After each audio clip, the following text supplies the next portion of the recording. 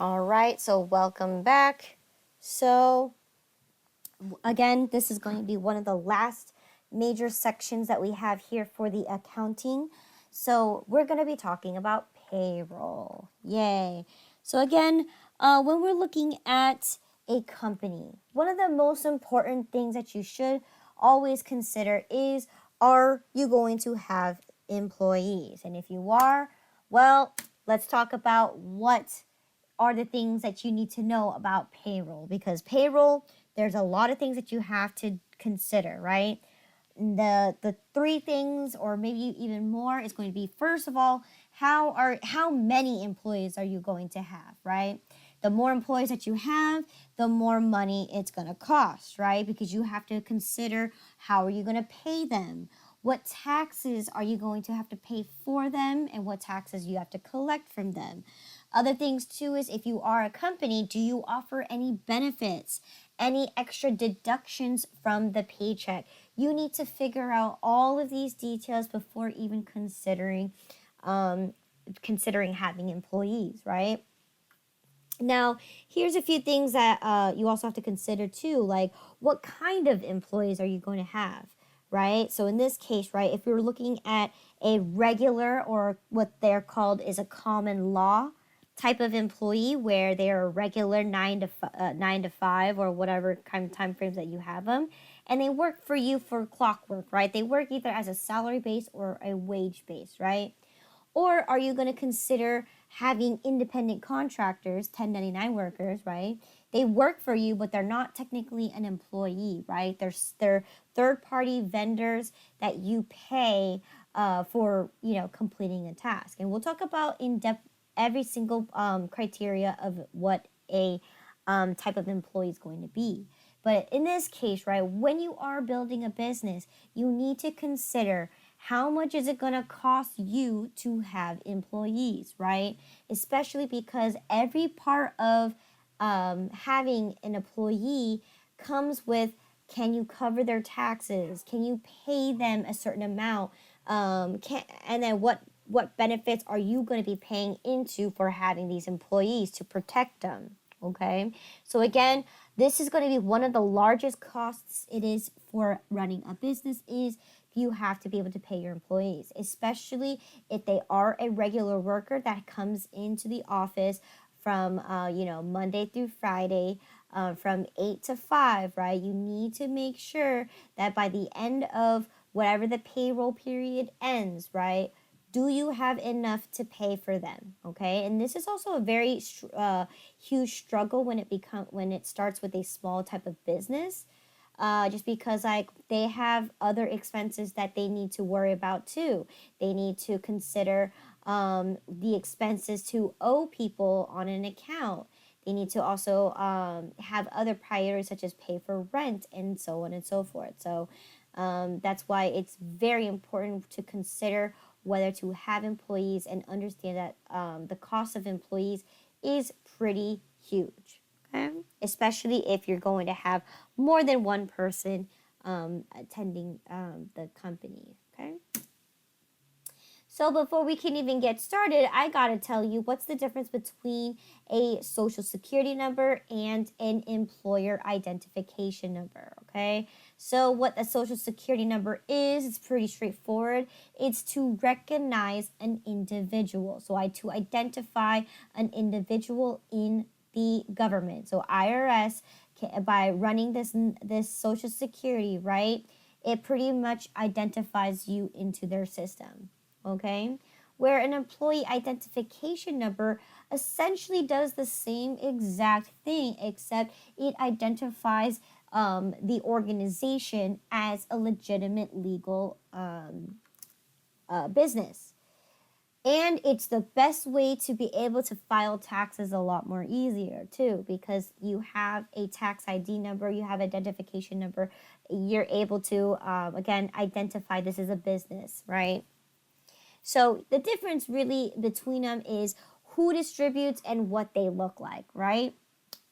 Physically. Well, first off, the Social Security Administration is the one that distributes Social Security cards, okay? And you take a look at it, it's supposed to be the legal name full first, middle, and last name. Okay. And again, the social security number itself is 3 digits, then 2 digits, then 4 digits, right? It's got a total of 9. All right. That's a social security card, right? You get it from the Social Security Administration.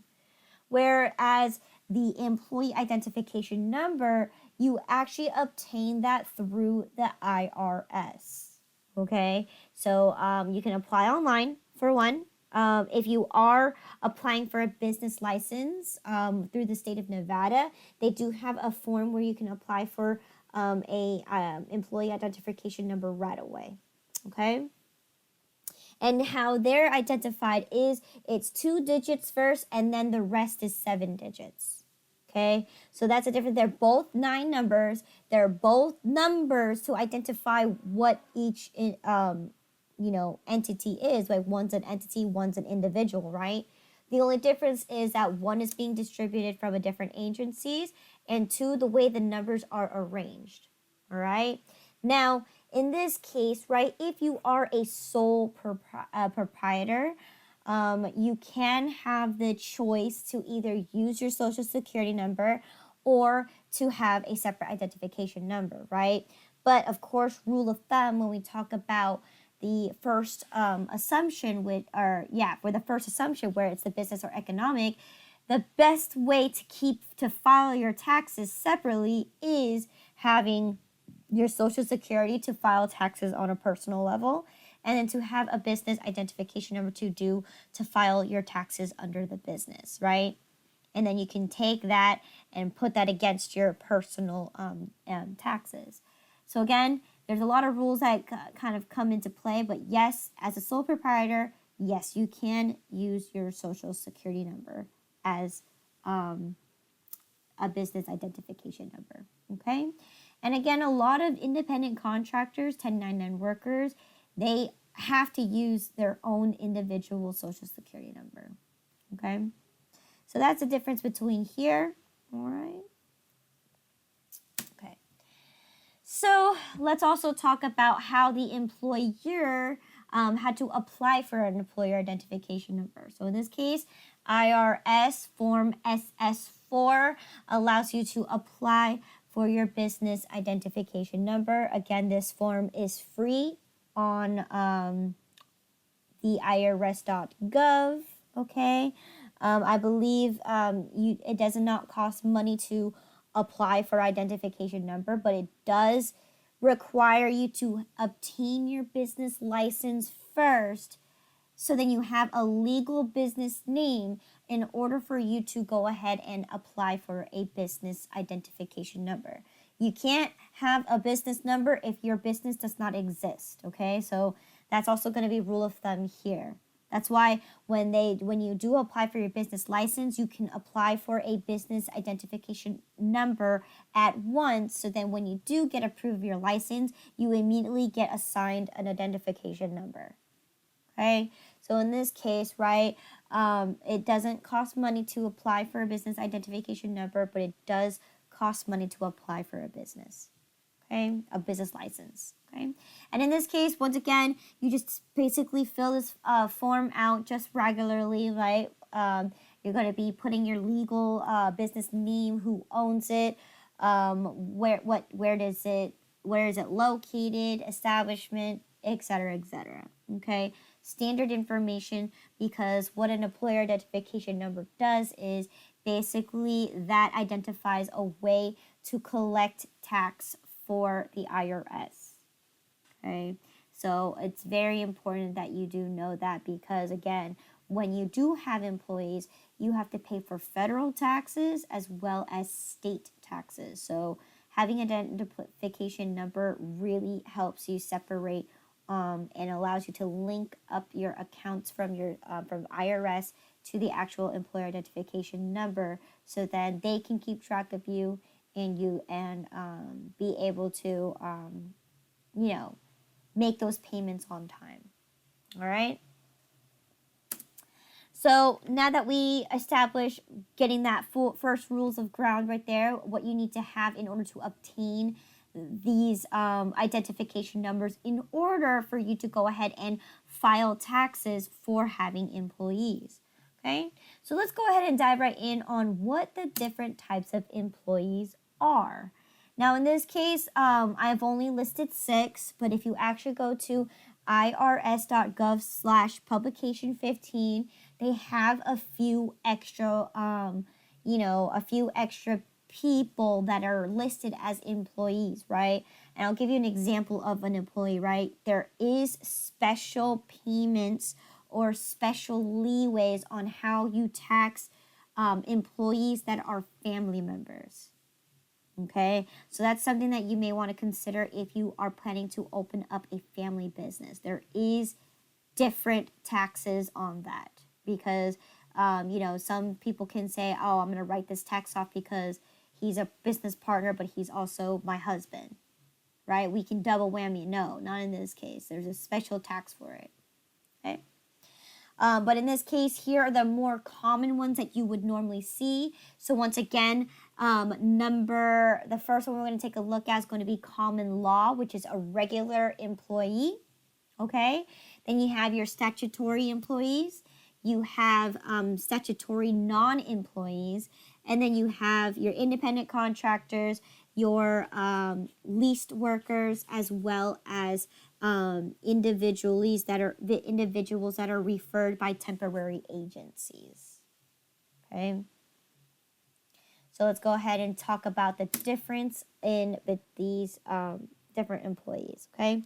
Now again, before I say anything else, the ones that are going to actually typically be on your actual payroll is going to be your common law and your statutory employees, okay? Everybody else are going to be mere expenses to your company.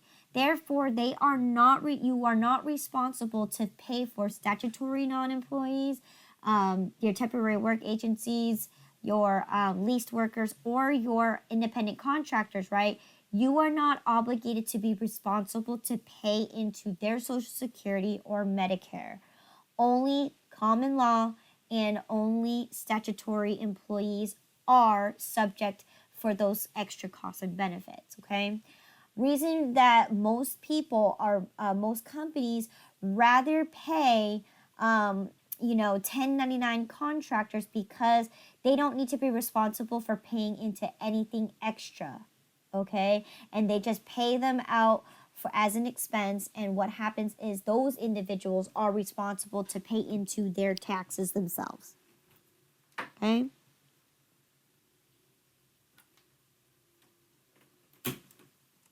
Okay, so let's talk about common laws. Yes, go ahead.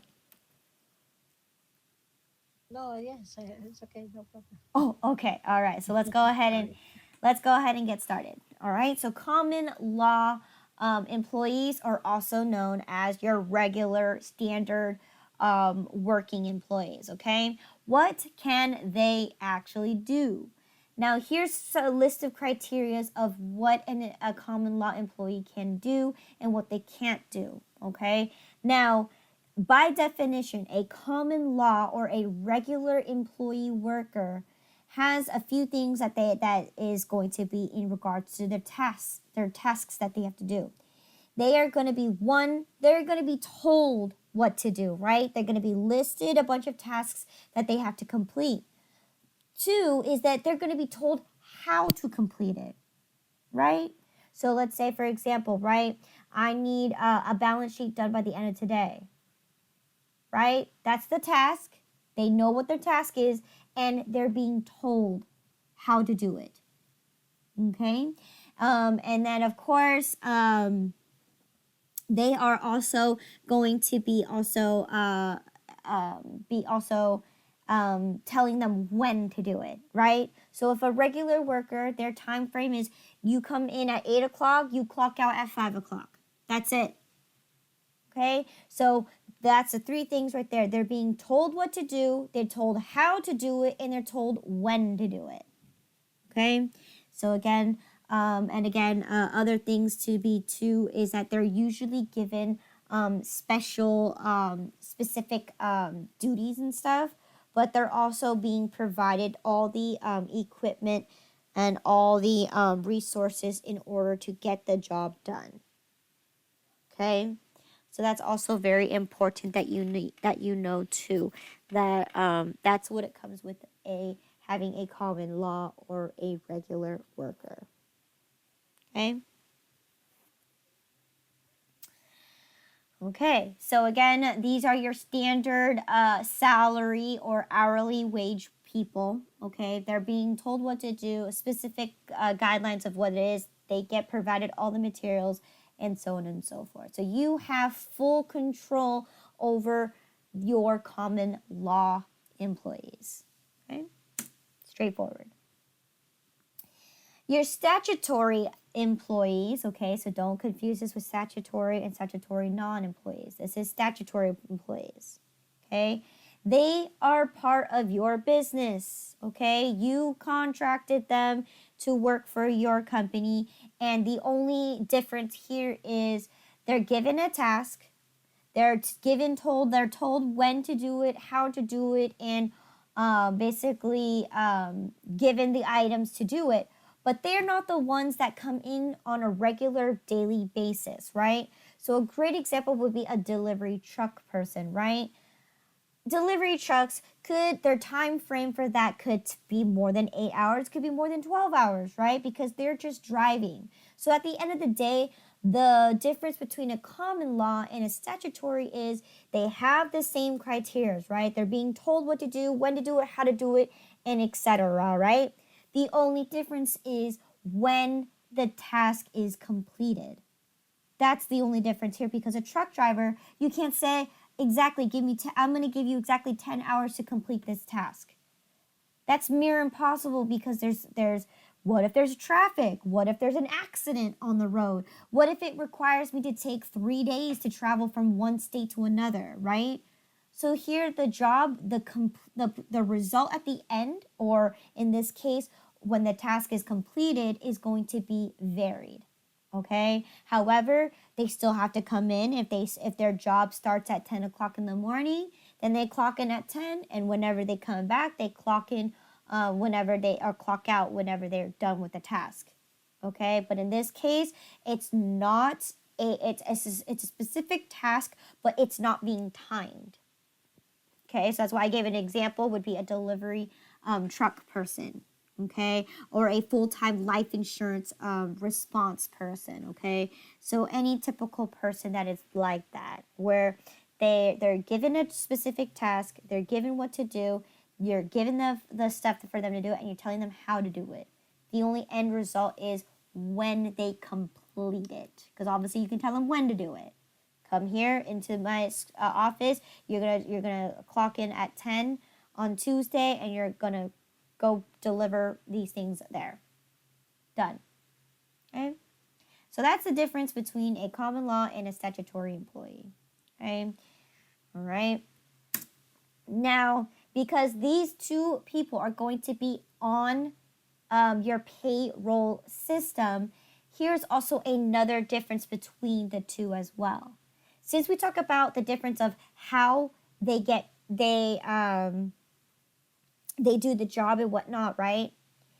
The difference here is also how they're going to get taxes, okay? So as a typical common law employee, a regular employee, they are subject to get taxed both times, okay? One for the federal income tax, and then second is that they are obligated to pay into their FICA, which is their Social Security and Medicare. All right. And as the employer, we are responsible to collect that money from them, from their paycheck, and also contribute match for their Social Security and their Medicare benefits. Okay. However, for statutory employees, we are not responsible to hold any extra withholdings that they earn, but we are subject to pay into their Social Security and Medicare. So when they receive their check, they are not obligated to have to take money for federal income tax, because again, They do work for our company, but they don't come in all the time. Okay? So therefore, they are not responsible to pay into the income tax, but they are subject to the Social Security and Medicare, and the company is also responsible to match them as well. Okay, so that's a huge difference looking at it internally versus physically. Okay, any questions here? No. Okay. No. No. Okay, so now that we talked about the common law and the statutory employees, let's go ahead and talk about the other four. So again, we talked about this, that the other four are not going to be on the payroll list. Therefore, they are not subject to have to pay to federal income tax or pay into their FICA. And the company is also not responsible for paying into that. However, you do need to pay for if you do contract them as a 1099 worker or a statutory non-employee. You do need to pay for for the job that the task is being completed for.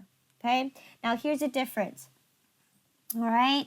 Instead of telling them what to do, how to do it, and when to do it, what a statutory non-employee does is it's going to be based on whenever that they want to come in. It's going to be based on however they get their job done, and it's also going to be however that they complete the task. Okay, so in this case, right, a great example will be a real estate agent or a direct seller or an agricultural worker. Okay, and they must fill out a 1099 form as well, stating that they are a non-employee. Okay, a statutory non-employee. Right, the 1099 has a few options that you can select in regards to filing taxes. Okay. And again, they are liable for their own insurances, as well as they have to pay into their own taxes. Okay, so once again, a real estate agent, right? They usually work for a group. Again, a real estate agent is not obligated to come into the office at exactly a specific time. They are on a clientele basis, right? They come into the office, they answer phones whenever they want, right? They can clock out whenever they want, and et cetera, right? Because these types of people, right, they're traveling back and forth from going to the real estate agents, the agency, and they're actually helping out clients take a look at homes, right? So their job isn't based on exactly what we talked about for a common law, right? They're not given a task. All they're doing is they're just given that you come into the office, you sell a house, and you get either or whatever benefit that is, whether it's commission or, example like that, right? A real estate agency, a direct seller, right? Someone who just sells a product to somebody else. Okay. They, of course, we provide all the stuff for them. Okay. So that is what is going to be the difference here. Okay. And of course, we have our common ones that we normally see more often, which would be your independent contractors. Those are going to be 100% 1099 workers that on their form, they must select that they are self-employed, or I believe, they must write self-employed, and that's going to determine that they are an independent contractor. Okay. Now, of course, in this case, right, they are given a task. However, the end result is going to be different, right? They determine how the job is done, and they are determined the end result, right? So a great example of a 1099 worker or an independent contractor would be a doctor, right? Or a dentist or vet, right? Because they all work with the same task in hand, right? They're all given one task, which is to help patients, right? However, each individual doctor will provide their own materials, will provide their own ideas, and will provide their own, ways of completing the task, right? Because each doctor has their own methods to diagnose patients, right? Not every single doctor is going to produce the same work or have the task be the same, right? Every doctor is going to be given a different task, and they determine what the end result is. Okay, so that's the huge difference between a statutory non-employee versus a doctor, where statutory employees, right? Their simple task is just to sell a home or whatever it is, right? Where in this case, right, we have individuals that have different end results. Okay, where your statutory non-employees have one end result, right? Doesn't matter how you get there, doesn't matter what you do, when you do it, your end goal is that you are selling whatever you're selling. In doctor's perspective, right, your end goal is to get results of treating the patient, but every patient's going to be treated differently. Okay? That's just a better way of understanding it. But that is your 1099 worker. That the task is there isn't a specific task, right? It's a general task. The overall outcome and whatever how they get there and what they do and when they come in is based on whenever they want to do it, however they want to do it. Okay. Any questions here? And once again, independent contractors when they file the 1099 and then they follow up with the 1098 form to file taxes. They are responsible to pay for their own taxes because they are independent contractors, right? They basically own their own business. They work for themselves. Okay. And then we're going to finally talk about temporary agencies versus leased workers. Now, these two typically go hand in hand depending on what company you're working for. But for temporary work agencies, right? This is where major businesses or major corporations actually look for a temporary work agency, and they pay them to look for people to work for you for a temporary job. Okay, so in this case, right, a lot of headhunters, if you've heard of that before. So for accounting, we have Robert Half, where MGM, Caesar's Palace, or Caesar's itself, they all pay Robert Half to find people to work for a temporary project, okay? And they're paying the temporary agencies to pay to pay the employees, or in this case, the temporary workers, the money that they earn, right? But they're responsible to pay for everything because they're considered a diversion of a 1099 worker. They're self-employed because in this case, it's a contract between you and the temporary work agency. You're not being contracted to the actual company themselves. Okay? And these usually temporary work agencies, they are enhanced temporary jobs. They're very short term, in most cases long term. The longest I've heard was a year or maybe 3 years, and that's it. Okay? And they're fully responsible to pay into their own income taxes and stuff at the end of the year on their personal taxes. Okay? Because they're considered self-employed, once again. Okay? Now, of course, that's a temporary work agency. Now, what a leased employee could is that, so a temporary work agency, right? They can have, whether the company chooses or not, let's say, for example, MGM. Hey, temporary work agency, if you can help me find a potential employee, I will buy out the contract underneath from you and employ them myself. All right?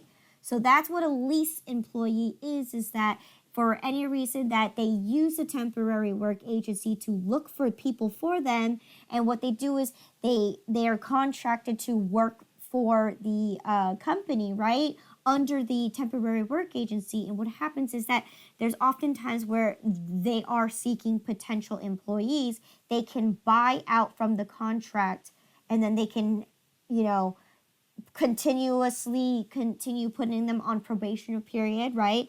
having them work under the company as a leased employee until they fully are guaranteed that they will hire them completely under their own company. That's the difference between a temporary work and a leased work, is that typically temporary work agencies, they're not contracted by the company. However, for leased employees is when a company is looking for potential people and they buy out the contract underneath the temporary agencies, okay? And that's very common here in Vegas, right? MGM does this all the time. They seek out a lot of temporary agencies out there to find potential employees that they want to buy out the contract underneath from them, and then see if they are a potential fit for the company and then hire them afterwards. Okay, so that's the difference there. Okay, and once again, out of all of these four different things, right, the company does not pay the workers. Okay, except for obviously independent contractors and statutory employees, right? But in this case, temporary agencies and leased, they pay the agency, or they pay a third-party vendor for having these people complete a task. Okay, same thing with independent contractors, right? You completed the task, I pay you this is what I agreed on, that's it.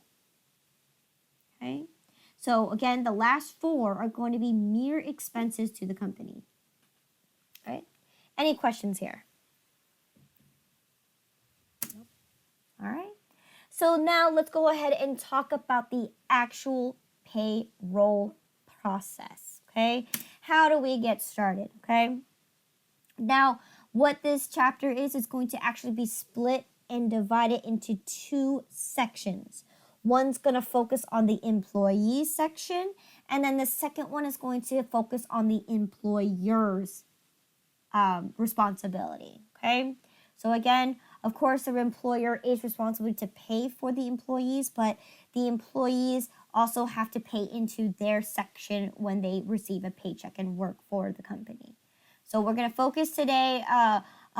First, we're going to do employee first, and then at the end of the day, we'll come back and figure out what employers do. Okay? So again, here's the steps. I'm going to walk you through each and every single one.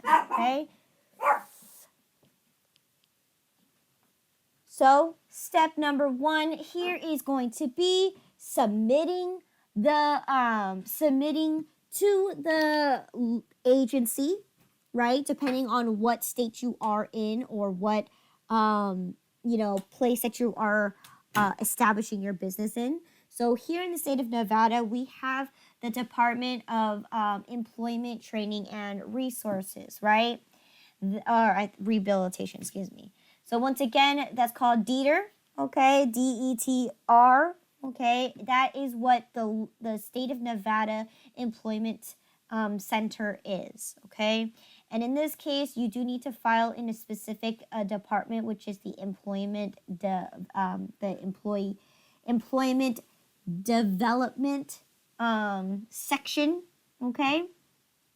And you do need to report to each agency on what the business is about your business, right? You have to file a W-2 form. As a company has to file a W-2 form to these agencies to, one, let them know that you have new employees. Okay?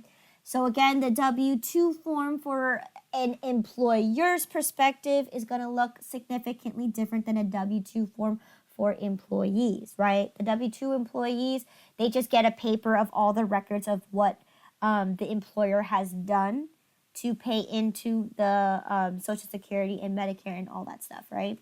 That's their report that they send you. But as an employer standpoint, right, they must fill out this little section that basically tells in this case, the local agency or the state, right, who the employee is, what their given task is, how they get paid, and what information such as their Social Security number is. So then they can keep a track record through the IRS, okay, to make sure that you are filing taxes correctly for the correct amount of employees that you have. Okay, and again, this happens usually only when you have a new employee. All right. For any reason that you terminate or somebody retires, you just inform the local agency, and they'd be able to put that into their file. But as far as setting up to let the agency know that you have new employees, you do need to fill a W-2 form for them. Okay.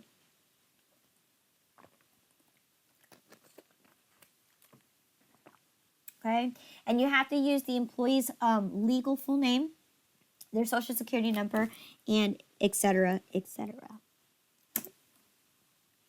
Once you've filled that out, all right, then you need to do the next thing, which is have your employees fill out a W-4 form.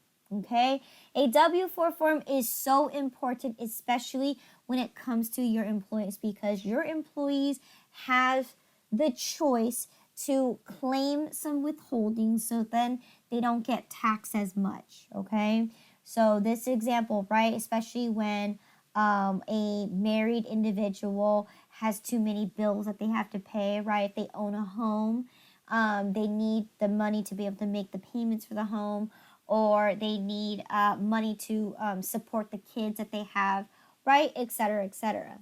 Now, in this case right here, you see on the left here is the W-4 form for 2021. Now, as you can see, it is very, very different than the previous 2019 and earlier, okay? So let me go ahead and exit out of here real quick to kind of give you the actual form itself, okay? So this time it's slightly different. So for you, if you are going to obtain a job, you're going to be filling this form out. Now this form is kind of, it's a little more complicated, but don't worry, there is a website on the irs.gov to be able to help you fill this form out a lot more easier. And it's right here to use the, it's called this right here to this web page, irs.gov, and basically it helps you fill the W-4 form a lot more easier. If you're not understanding how to fill this out, your employer should know how to fill this out, but sometimes it can be difficult, and you can refer to irs.gov to help you. It's called the IRS tax estimator. All right, and it helps you fill out the form a lot more easier. But here, of course, straightforward. You need to enter your name, your phone, your address, and your social security number. And of course, here's the difference. Now, back then, you can claim withholdings if you're the head of household. If you're married, you can claim that's considered a withholding. But in this case, you have to be separated into 3 categories, right? Are you single or married, filed separately? Or are you married and filed jointly? Or third, you're head of household, all right? You must select one of these 3, all right? Because that's going to determine which table you're going to use for the W-4 form, okay? Now, again, if you are married and you're filing jointly, you do, in step number 2, file everything, all the income that you collect throughout, whether your total household income. So including your spouse's your spouse's income as well. Okay, so in this case, now in the new generation, right? Anybody can have a part-time, secondary, tertiary, job, right? You're not obligated to have just one primary job. And that's exactly why the IRS, right, instead of giving 3 different forms to your employers, right, they want you to just file it once, just like this, right? So it's going to give you all, you're supposed to report all of the income that your household makes. So if you're doing a primary job which you make $24,000, and then you do a secondary job, which is Uber or something like that, that's going to be something that you must report. And if you're married and filing jointly, you need to also put in your spouse's income in here as well. So that's what makes it a little more difficult, because that means you are pulling in all of your earned income into one form. Okay? And that's this section number 2 here. Okay? And then section number 3 is going to be claiming your dependents. Now, claiming your dependents. So every child that you claim is going to be approximately $2,000 per year. Now, anybody in the world can say $2,000 per year is too little, right? That's just what the that's just what the federal gave an estimated amount. So that's what you're going to do. It's $2,000 per child per year. Okay? And anybody that is over the age of 18, you still can claim them as a dependent, but they're just going to be significantly less. They're only going to be claiming up to $500 per dependent per year. Okay? And again, I believe if this is correct or not, you can only claim up a dependent child up to 26, the age of 26. Okay? So yes, just a little fun fact there. Go ahead. If he's still, I'm thinking if he's still learning, no? No, you cannot claim him if he's still in college. Yes, up to age 26. Yeah. After that, or if they obtain a job, no, you can't. You have the option that you can't claim them because they're making their own income. Mm-hmm. So that's also one thing too. Now, if they're a dependent that's under the age of 18 or over the age of 18 and they have a part-time job, I believe that is also you can still claim them because they're still depending on you to provide for them. Then yes. Mm-hmm. Okay, but if they're a full-time worker, no, you can't claim them. Mm-hmm. Even if they're over the age of 18 or but yeah, I believe 26 is the latest you can claim them up to. Okay, unless they're disabled and they're permanently relying on you, then they can claim you for as long as they live, right? So there's a lot of rules and circumstances where you can and cannot do. But if it's a dependent, okay, so if they have a disability, then you can claim them as long as their life lives. Okay. All right, and then of course the last section is going to be any extra withholding, so any other extra money that you claim. So a good example would be if you invest in stocks, you need to report that because that's considered extra income that you could potentially obtain like immediately, right? Anybody can trade their stocks in and be able to get earnings. So that's going to be considered any other extra withholdings or any other extra income besides the primary, which is your income that you get from a job. This is from stocks, which isn't something that you generate through work. Okay? And then, of course, the last section here is any other deductions. So if you own a home, that could be considered a deduction that you can go forth for your paycheck, for the paycheck. Okay, and that is it.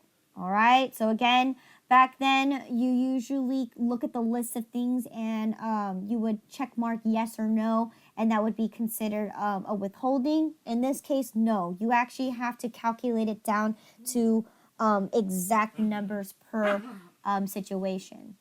Okay. And this one, you need to include every source of income that you are able to obtain. So that's the huge difference between the W-4 form for 2019 versus the 2020, because that's when they started changing this. Okay. Yes, yeah, any other questions for this? No. Okay, because we are looking into the future and not looking back. Okay, from here on out, I'm going to show you how to calculate payroll using the 2021 version, because again, for future employers, right? Because again, when you guys come to this class, the assumption is that you will be getting a job this year or next year. So therefore, I'm going to show you how payroll works for the year of 2021. Okay. So, okay. All right. So going back to the PowerPoint, okay. We're going to go ahead and take a look at the next section is going to be determining the payment periods, okay? So here we have an example here that says, right, we got daily or miscellaneous. So that one, for example, Uber, right? You can claim your earnings at the end of the day, okay? Weekly, which is you get paid every week. Okay, bi-weekly is where you get paid every 2 weeks. So this is the most common one that you would normally see, is a bi-weekly. If you are a salary-based person that earns on a salary, you're more likely to have a semi-monthly payment period where you get only 2 paychecks per month. So you get usually typically semi-monthly. You get paid on the 16th, and then you get paid on the 1st, I believe, or the last day, which is the 30 or 31st of the month. Okay, where bi-weekly, right, you get paid every 2 weeks. Now in this case, if you get paid every 2 weeks, you're going to get a total of 26 paychecks, because each month there's 2 months in the year that there's 5 weeks instead of 4. Okay, so that's why you get 26, which is the common one, right? Usually your typical regular hourly workers are typically on a bi-weekly payroll period. You can pay on a month-to-month basis, right? Common one would be anybody that has any special benefits from either Social Security or retirement. Usually they pay monthly, okay? Now, yes, you can pay quarterly as well every 3 months, but that one's kind of a far stretch, right? Just because, with today's society, that kind of, is it realistic to pay every 3 months? And of course, the other ones is semi-annually, which is being paid every 6 months, and then last one is paid once a year. Now, again, it depends on the situation. Usually, most cases, if it's a salary-based earning, they always give you an annual rate versus what you would get every single month, right? Usually, your salaries would be like $50,000 per year. That's going to be an annual amount that you will receive. However, you don't get paid every once a year. Okay, so those are the different types of payment periods, and it's important that you have this because this also affects the tax table that we will be using. Okay. Okay. All right, so let's talk about the very first thing, which is going to be how much an individual employee can earn. All right. So if typical compensations would normally be either a wage, an hourly wage person, or typically it would be a salary-based earnings, right? Now, of course, your wage employees, usually you pay them by the hour on a specific rate, right? So it could be $10 an hour, okay? And typically these ones usually have a time frame, okay? Again, depending on what position you are and whether whether you follow the guidelines of the federal the Work Act, labor laws, okay? I believe the minimum or the maximum an employee can work is 80 hours a week, right? You can't do more than that because of labor laws, Okay. Again, and then of course exceptions to this federal minimum wage would also, again, every state is going to have a minimum wage, or in this case it's also a federal, right? Federal will tell you what the minimum wage is. However, the state also gets to put a little bit of their ideas in there too, right? I believe in California the minimum wage is now $12.50. Okay, I think they're trying to raise it to be $14. While here in the state of Nevada, this right here obviously is not updated because this was from 2020. They actually recently just changed the state of Nevada. It's now $10. Okay, for minimum wage. All right. It's no longer $8.25. They recently changed it due to the pandemic. So now it's officially passed that minimum wage is going to be $10. Now, of course, there's exceptions to those minimum wages, and typical workers that can get away from this is going to be tipped employees, people who obtain commissions. And again, any professionals, such for computer professionals, and so on and so forth. Okay. Now, again, tip employees, right? For those to, in order for you to be able to say that they can go below the minimum, right, of federal and state, they're required to report their tips as part of their income. Okay, so therefore that's how they can get away with the minimum payment or the minimum wage rule. Okay, but for those who don't get tipped, then you would have to follow the federal and state guidelines on what is the minimum payment that they can receive. Okay. And of course, other earning income they can do is like if you offer overtime, which is usually double pay or 1.5 times the pay.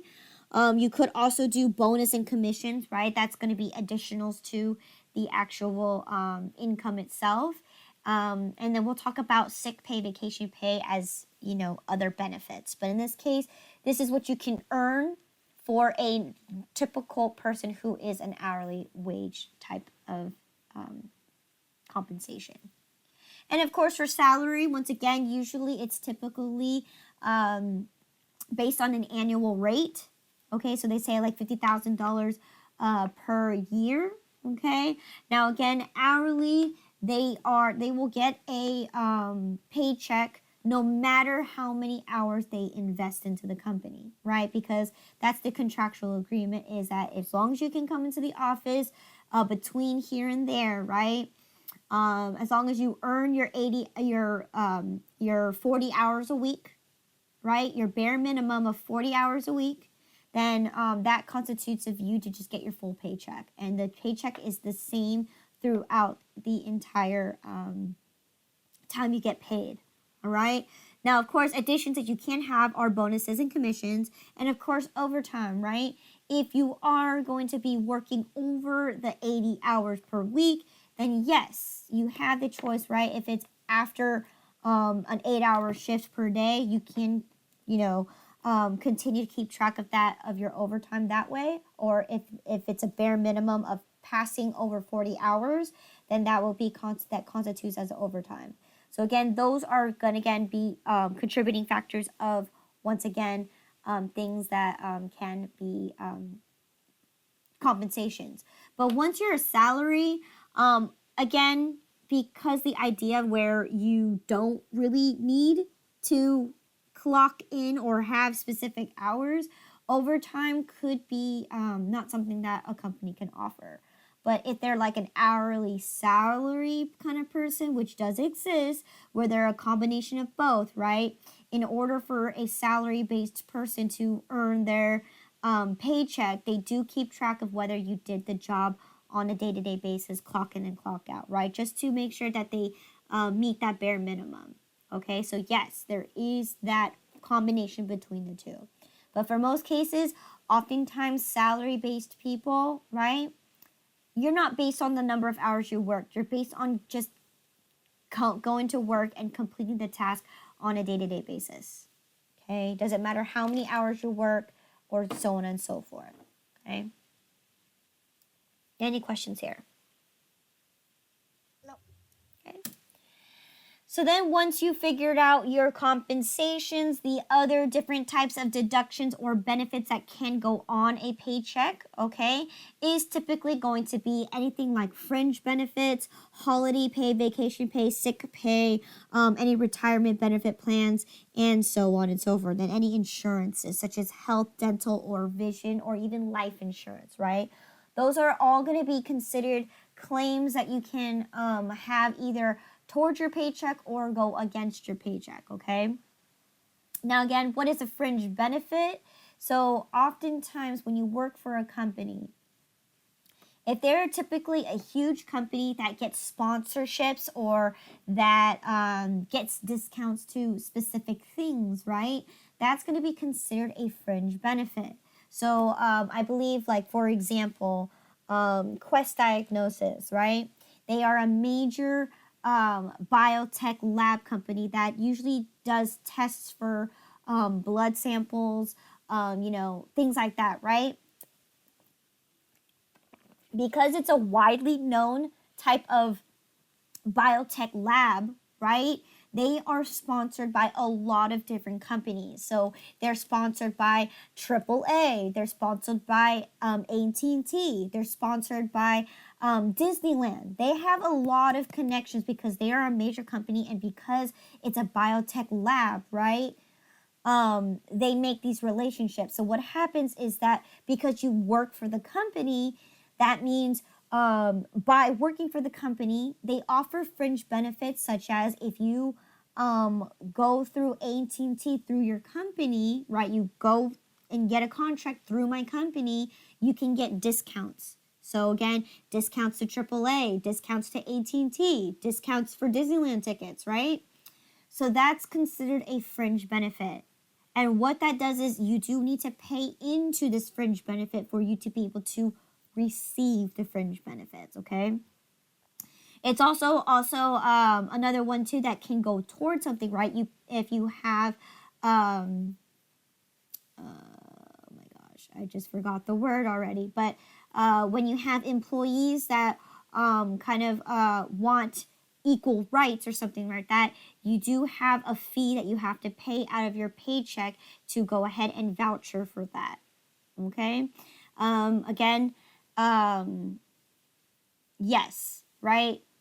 Again, if you want to get paid, usually for holiday pays, you can get paid for holidays, right? If you work on holidays, you can get holiday pay. That's what that is.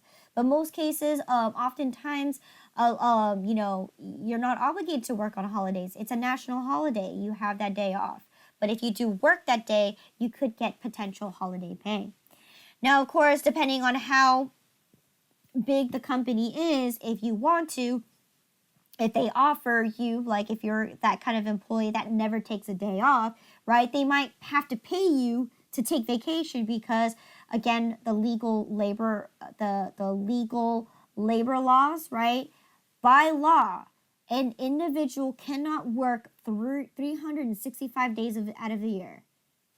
You have to have vacation time or PTO or some kind of way, and it doesn't have to be paid time off, right?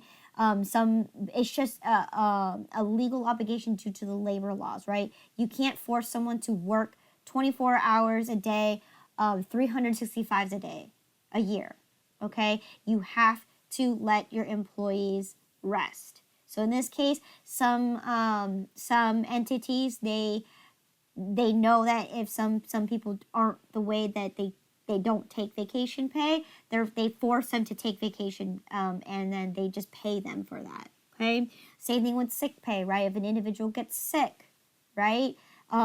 Some companies, they pay for them to be absent for being sick, right? Because it's out of their control. All right, and of course, retirement benefits. So again, a good example is having a 401k plan.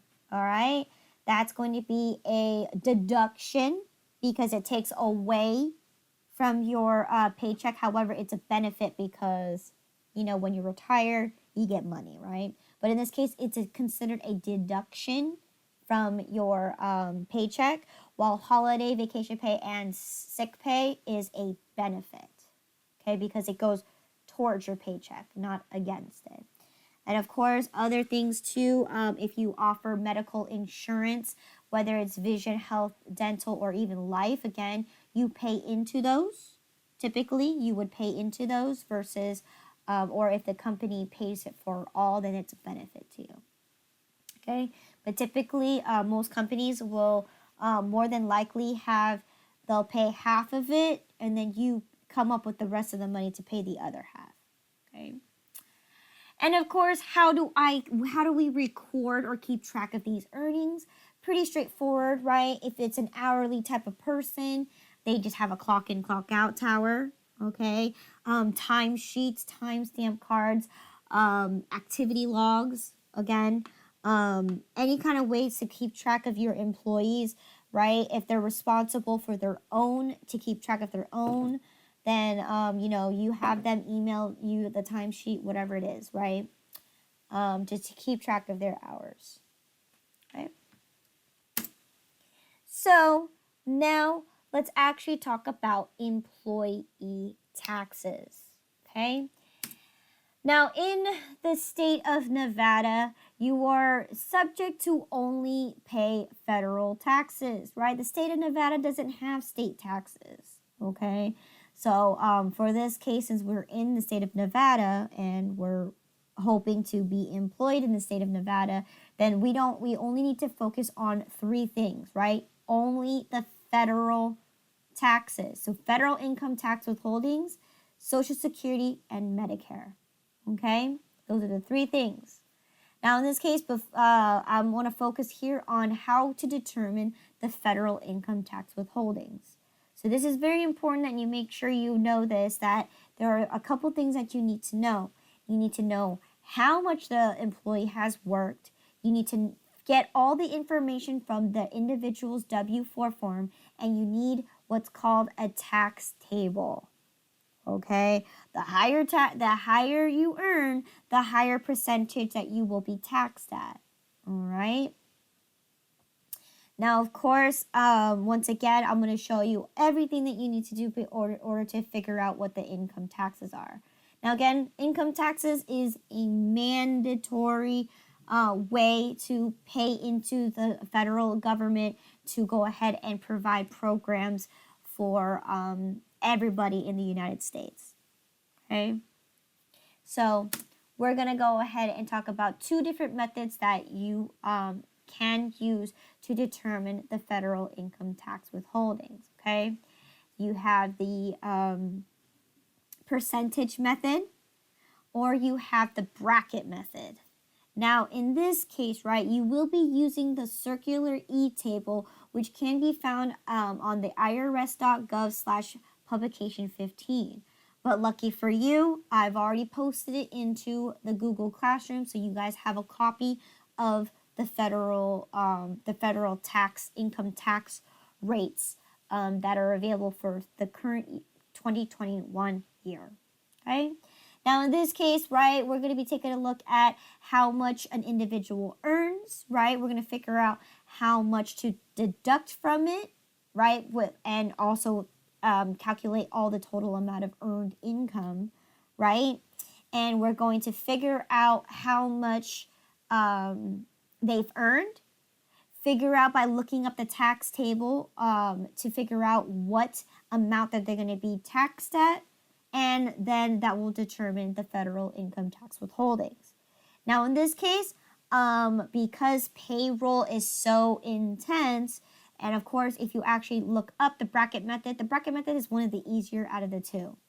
Okay, and in this case, I don't have time to teach you both, so we're only going to be focusing on just the percentage method. Okay, it's again bracket method. It's the easiest out of the two, and there's not much work that needs to be done because all you have to do is figure out what it is, but you have to look it up on the table, and boom, you have it. But of course, I want to make sure that you guys understand the percentage method because the bracket method is kind of rough estimates, where percentage method is actually more accurate. Okay. So this is going to be what a circular E table looks like. It's going to be based on three criteria, right? Number one is going to be the payroll period. So again, that's why I told you it was very important that you recognize what the payroll period is. Is it weekly? Is it bi-weekly? Is it semi-monthly? Are you doing it on a daily? Okay. Second thing is going to be marital status, right? Well, are you married? Are you single? Are you filing together? Are you filing jointly, separately? Okay. And of course, the third thing is going to be determining how much you've earned per, in this case, depending on the payroll period, right? How much do you earn per paycheck? Okay. Now, in this case, this table gives you two tables because one side is for W-4 forms that are 2019 and earlier, while the other one is 2020 and later. Okay. So make sure you understand which table that you're going to use. Now, of course, for the exercises, the exams, and everything that we do here in class, I will provide you the exact table so you don't have to look it up yourself. Okay, so that's the least I can do for you so you don't get confused. Okay, now, of course, I also, like I said, I mentioned this, I've already posted the actual tables here for you so that you can practice this on your own depending on what the circumstances are, what kind of payroll period is. So you do have a copy of this in your Google Classroom, so you can be able to practice this on your own or see what the difference is and maybe even apply it to yourself, okay, on what you can do and what your taxes should look like, okay? All right, so let's go ahead and do an example here in the PowerPoint, and then we'll go from there, okay? So again, here's the list of steps that you have to do. So every, if you actually look at the actual taxation table, right before you see the table, it gives you a step-by-step process so you're able to calculate the actual federal income tax withholdings. But in this case, reading it can be confusing. So in this case, I'm going to break it down to you through the PowerPoint so you're able to recognize and be able to understand this, okay?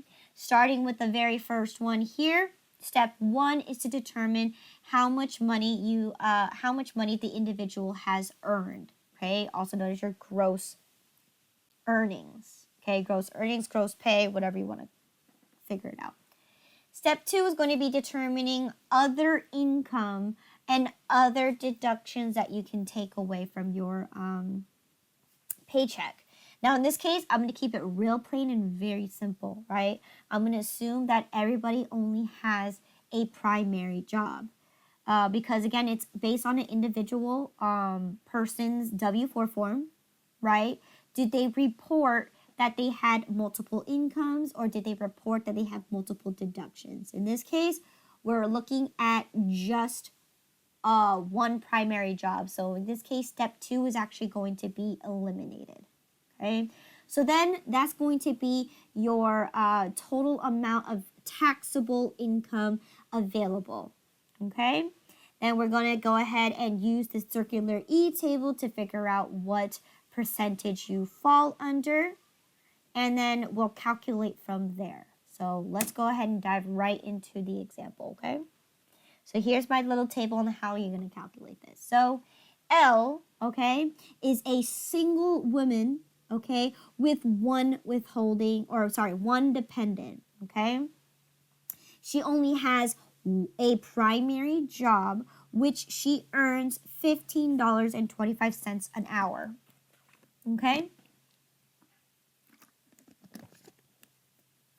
And in this case, she worked a total of 45 hours, okay? And of course, she also claimed her dependent, And now, and then no additional deductions or anything like that, okay, nor extra withholdings, okay? So in this case, that's what she applies as. So she doesn't apply as head of household. She doesn't apply that she has a mortgage payment. Maybe she's living with her parents, okay? So on and so forth. So in this case, no extra withholdings. She only claimed one child, and she only has one primary job, okay? The payroll period is weekly. Okay, so she gets paid every week. And here you go. Let's go ahead and figure out step 1, which is going to be the total earned wages. So in this case, right, step 1, figure out what her total payment is, which is going to be $15.25 per hour times the 45 hours that she's done to get a total of $686.25. So boom, step 1 is done. Okay.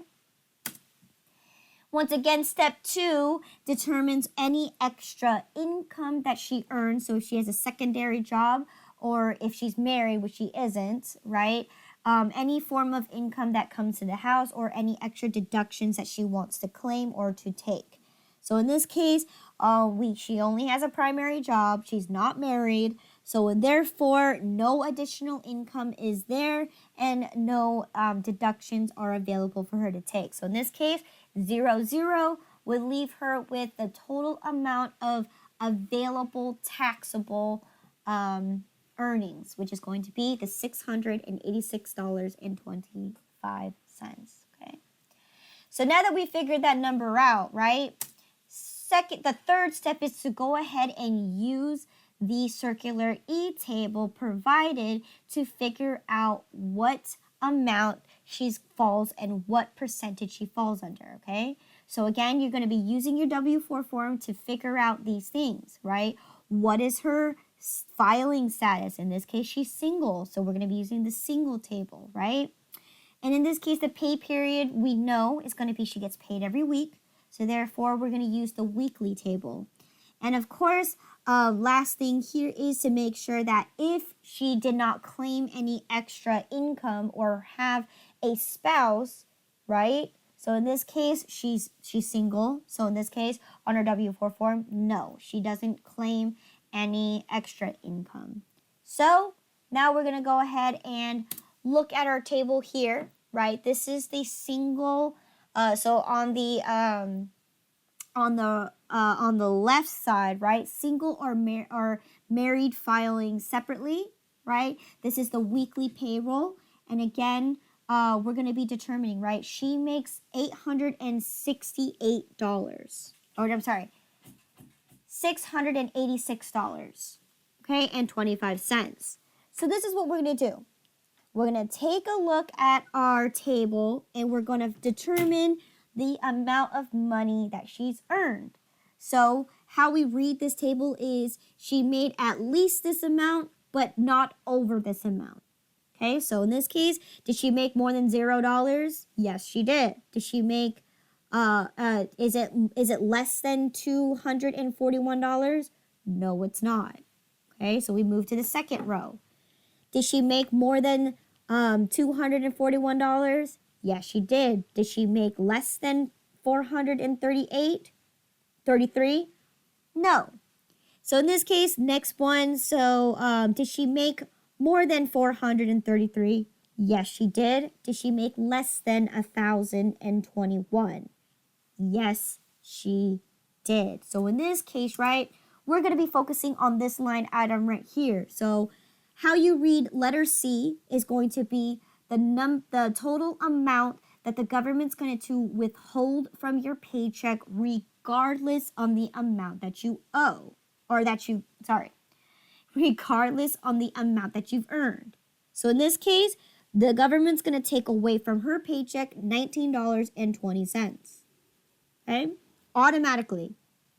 Okay? And then here we move on to D. D is going to be, she's going to be taxed at a 12%. Okay? 12% of what? 12% on excess. Okay?